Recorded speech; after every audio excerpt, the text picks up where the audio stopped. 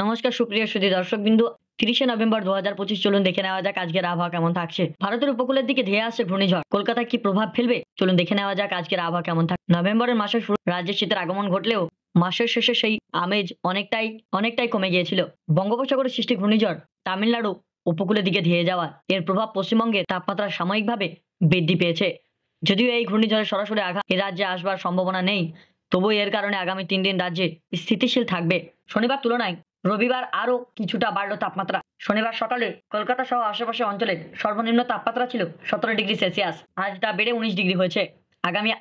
আগামীকাল আরও বাড়তে পারে গরম। নভেম্বরের মাসে শুরুতেই রাজ্যে শীতের একটা আমেজ দেখা গিয়েছিল, কিন্তু নভেম্বরের শেষের দিকে তা আস্তে আস্তে উধাও হয়ে গিয়েছে। এর কারণ বঙ্গোপসাগরে নিম্নচাপের ফলে। এই ঘূর্ণিঝড়টি তামিলনাড়ু, পুন্ডুচেরি এবং দক্ষিণ অন্ধ্রপ্রদেশের দিকে ধেয়ে গেলেও এর সরাসরি প্রভাব এর রাজ্যের আবহাওয়া না পড়লেও রাতের তাপমাত্রা অনেকটাই বেড়ে গিয়েছে। আলিপুর আবহাওয়া দপ্তর শনিবার জানা গিয়েছে, আগামী ৩ দিন রাজ্যের তাপমাত্রা উল্লেখযোগ্য কোনো পরিবর্তন হবে না, তবে এরপরে ধীরে ধীরে বঙ্গের শীতের আমেজ ফিরবে।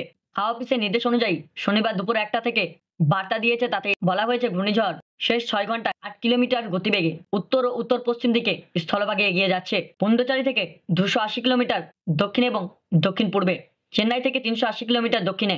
আবহাওয়া দপ্তর আরও জানিয়েছে, রবিবার সকালে এটি তামিলনাড়ু এবং পুন্ডুচেরি সংলগ্ন দক্ষিণ অন্ধ্রপ্রদেশের কাছাকাছি দক্ষিণ পশ্চিম বঙ্গোপসাগরে পৌঁছাবে। ঘূর্ণিঝড়ের প্রভাব রাজ্যে আবহাওয়ার সরাসরি প্রভাব না পড়লেও এর কারণে তাপমাত্রা বাড়বে। আগামী কয়েকদিন রাজ্যে উত্তর থেকে দক্ষিণে কোথাও ঝড় বৃষ্টির কোনো সম্ভাবনা নেই। আগামী ৩ দিন রাজ্যের রাতের তাপমাত্রা প্রায় অপরিবর্তিত থাকবে, অর্থাৎ নতুন করে শীত এখনো পড়ছে না। তবে এরপরে ৩ দিন তাপমাত্রা ধীরে ধীরে ২ থেকে ৩°C কমবে। এর ফলে গোটা রাজ্যে আবার শীতের আমেজ ফিরে আসবে। ধন্যবাদ। এই ছিল আজকের আবহাওয়া আপডেট। প্রতিদিনের আবহাওয়ার খবর পেতে আমাদের চ্যানেলটিকে সাবস্ক্রাইব করে রাখুন। ধন্যবাদ।